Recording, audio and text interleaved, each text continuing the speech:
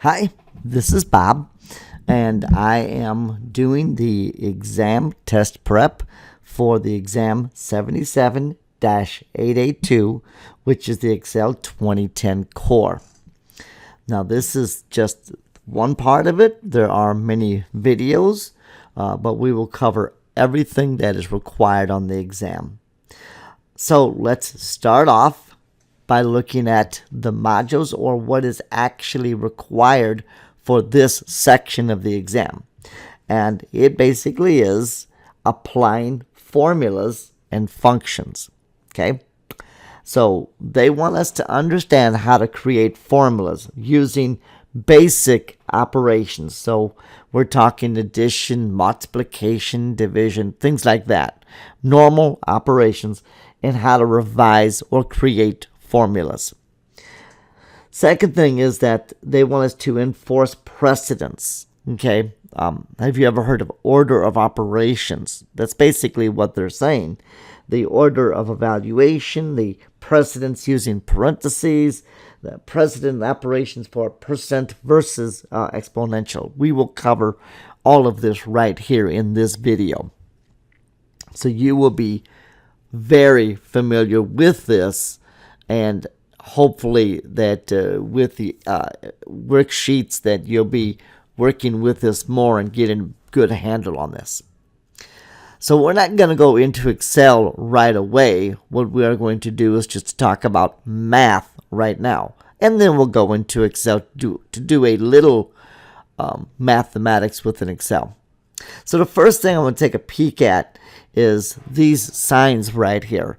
The plus sign basically means you're adding. The minus sign is subtracting.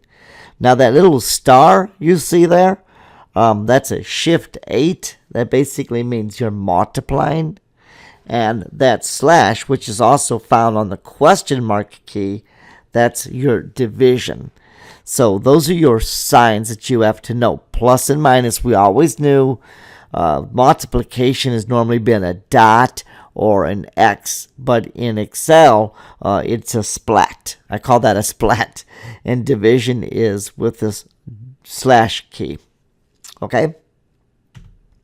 So the thing is, what is the answer to this question then? I have 1 plus 2 times 3. Is your answer going to be 7? Or is your answer going to be 9? Or is it going to be something totally different? Well, your answer has to be 7 or 9. If it's something different, you misadded or mismultiplied. But what is it? Is it 7 or is it 9? Well, let's take a look at this. If you decided to add first, you would have a 1 plus 2, which would give you a 3. And then you multiply that 3 with the remaining 3, and you get the answer of 9. So that's one way of doing it. You can add first, because adding is like it's at the very beginning. So you would add first. But some people would say, no, take the 2 times 3. Let's multiply first. And I'm thinking, what? But adding is first, I'm thinking. But multiply first, they say. 2 times 3, which would give you a 6, and add the 6 to the remaining 1, and you have a 7. So, again, you could get either 7 or 9 is how you can get it. But which one is correct? Do I add first, or do I multiply first? Your answer is simple. Your answer is number 7. 1 plus 2 times 3. And 7 is the answer. So we multiply first. How in the world did I get that? Well, we have to understand about Aunt Sally. If you look at this, it says, my dear Aunt Sally. Now you're thinking, okay, what about your dear Aunt Sally? Is she well? Is she sick? Well, what I'm talking about is every one of those letters, M, D, A, and S, stand for something. So the word my stands for multiplication. The D, which is of the deer, stands for division. The A, ant, stands for addition. And the S, Sally, is subtraction. Basically, what that's saying is that you have to do multiplication, then division, then addition, and then subtraction. You have to go through it in that order. So if you have a giant complex equation and you're like, well, how do I figure out the answer?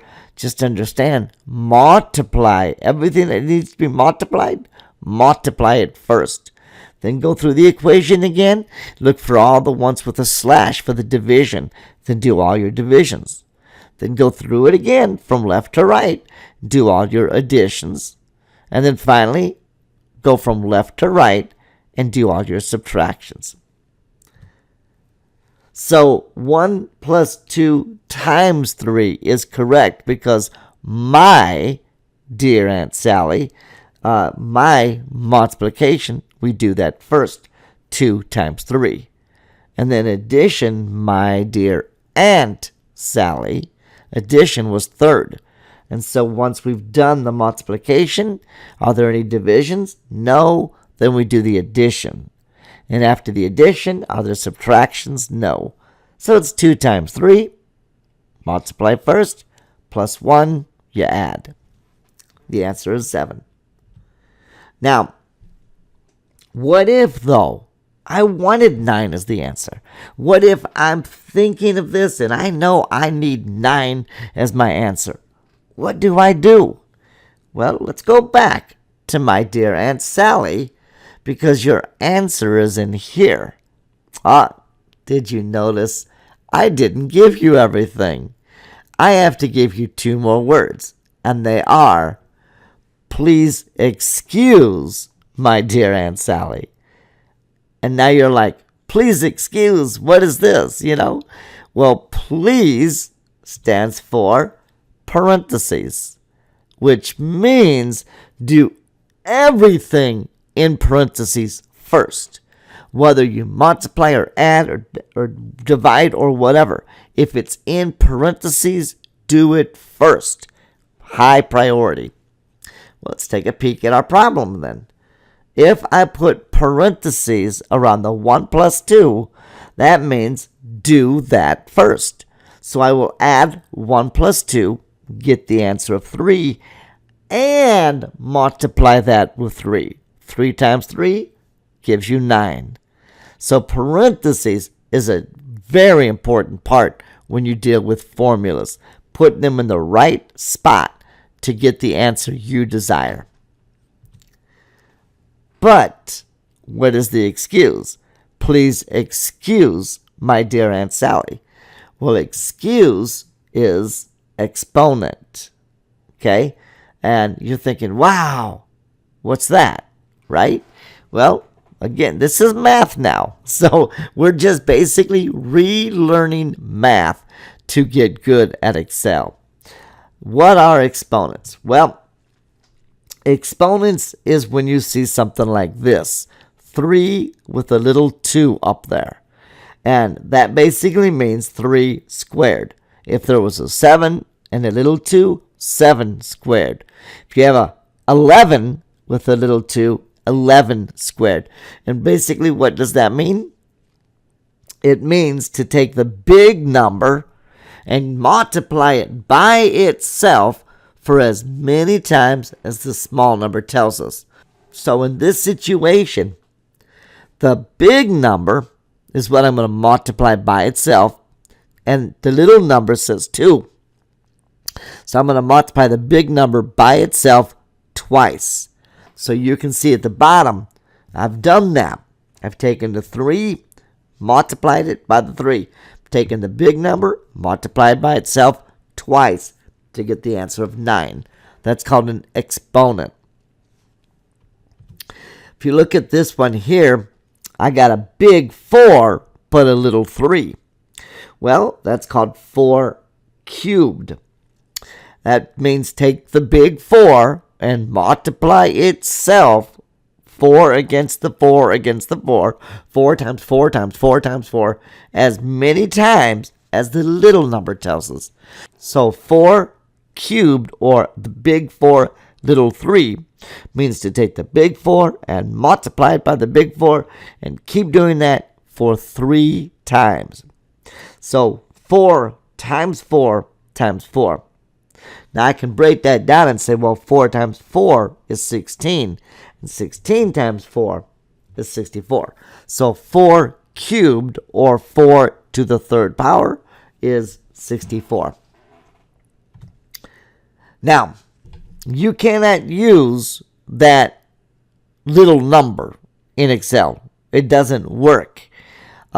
There's no way to make a little number. So in Excel, whenever you see this little caret top, this little triangle with missing side, that's called a caret. It's called a caret. And that 4 caret 3 means 4 to the 3rd power. Or multiply 4 by itself 3 times. 4 cubed. So watch out for those carets. That's what they mean. All right. So please excuse my dear Aunt Sally. Something really good to memorize. And what does it mean?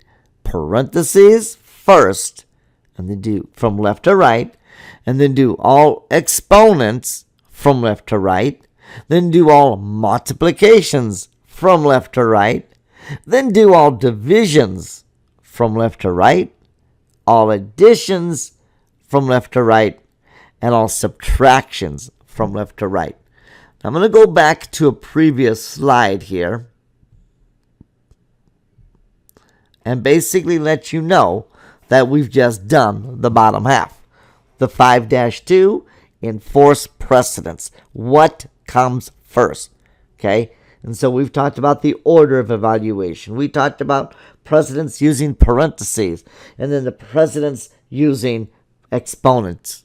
So we've talked about that. Now, let's jump into Excel and do the top half. Let's just jump into Excel and learn how to create simple formulas, basic operations, and revising formulas. All right? So that's where we're going to go now. Jumping into Excel. Let's practice. All right, here I am in Excel. As you can see, this is Polly's payroll report. I have the employee names right here from Bob and Mona and Steve, Diane, Mindy, and Cameron. I have their rate, their hourly rate right here. And I have how many hours they worked this past week. And what I need to know is what is their gross pay. So the way you figure this out is examine only one row at a time. Okay? Don't worry about all these other rows. Ignore them for right now. And you know what I'm going to do? You will not be doing this, okay? But I'm just going to hide them. Don't look at them.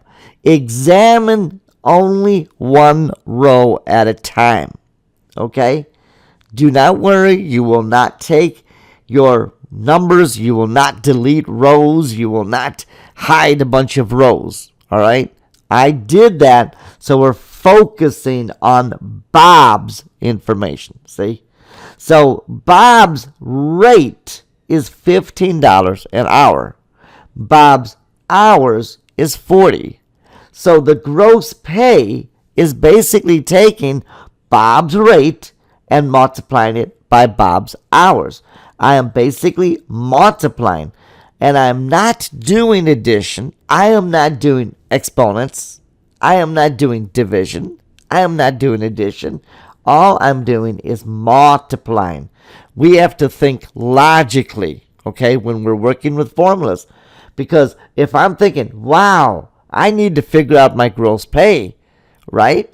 People figure out the gross pay by taking the rate that they make per hour and multiplying it by the number of hours they made.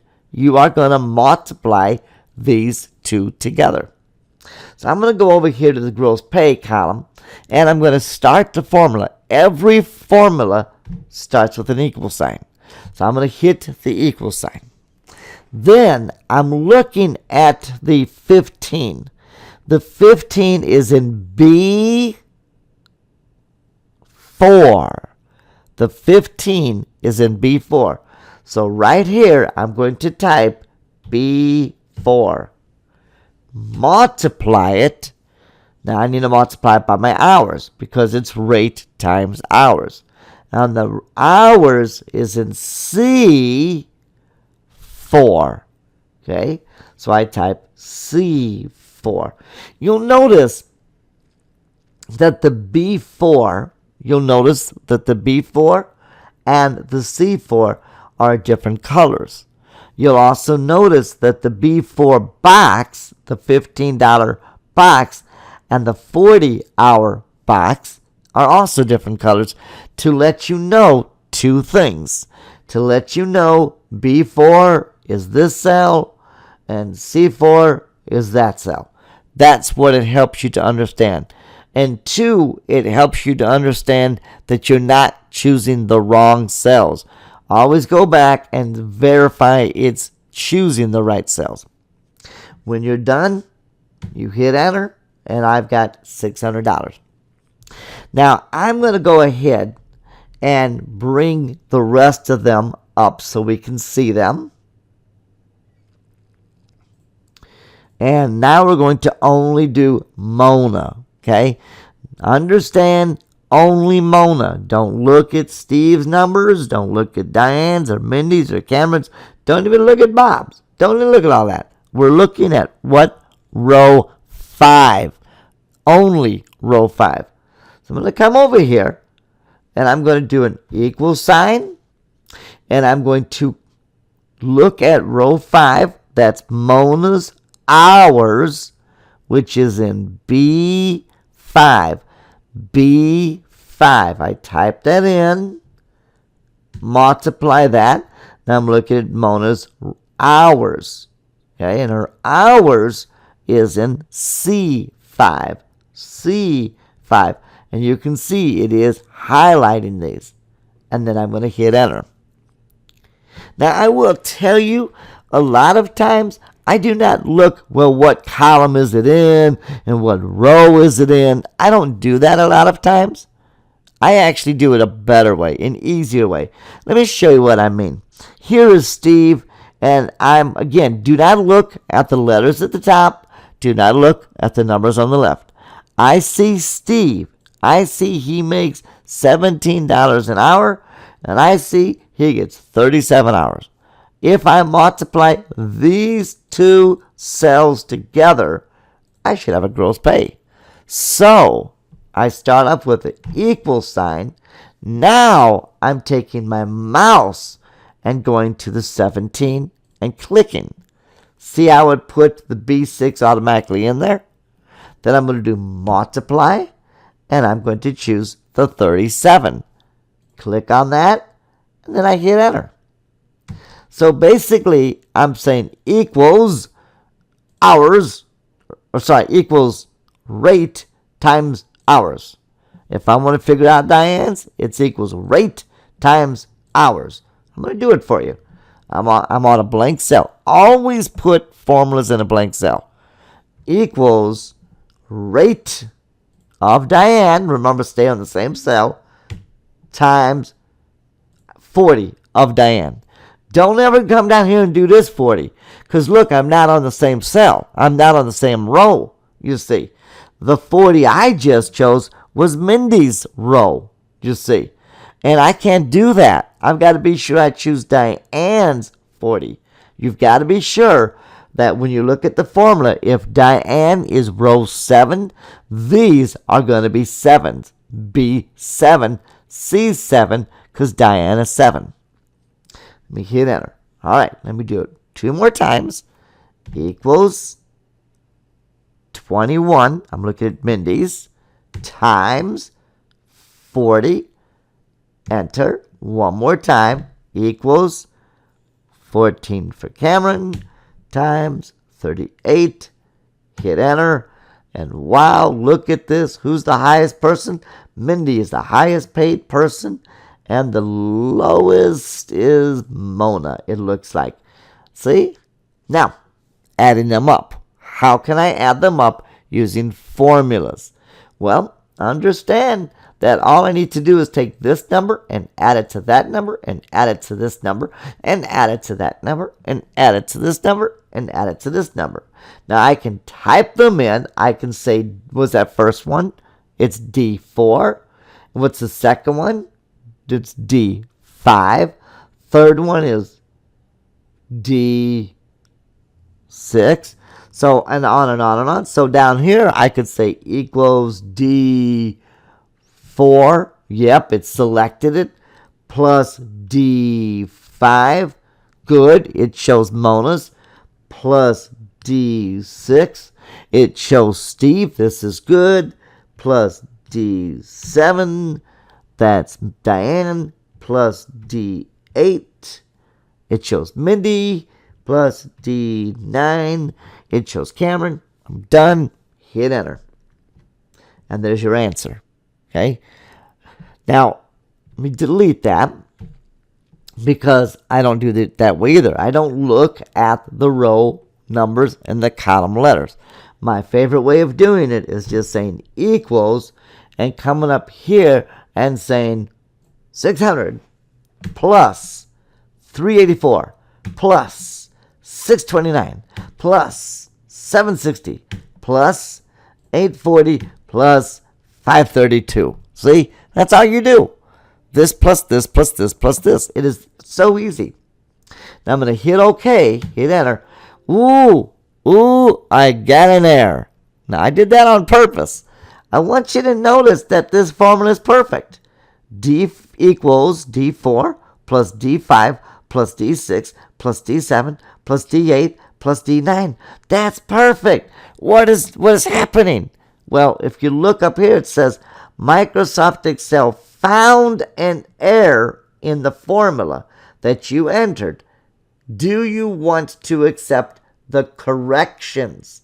See, it's saying you made an error. We fixed it. See, I love Excel. I'm like, well, what was my error? Well, if you look right all the way up here in the formula bar, equals D4 plus D5 plus D6 plus D7. Everything looks good so far. Plus D8 plus D9 plus, wait a minute, plus. See, I added a plus at the end. And plus means you want to choose another cell, right? I can't say, what is 3 plus? And you're like, 3 plus what, right? That's what the plus means, that you need something else, right? So I actually ended it with the plus sign. You will be doing this by accident. Well, notice down here, Excel removed the plus sign. It said, sorry, you don't need it. So if you just choose yes or click the yes button, Excel will put this formula in the cell. And again, 3,745. So as you can see, sometimes you'll just do addition, or sometimes you'll just do multiplication, or sometimes you'll mix them up. Okay? I hope this has helped you. Take care.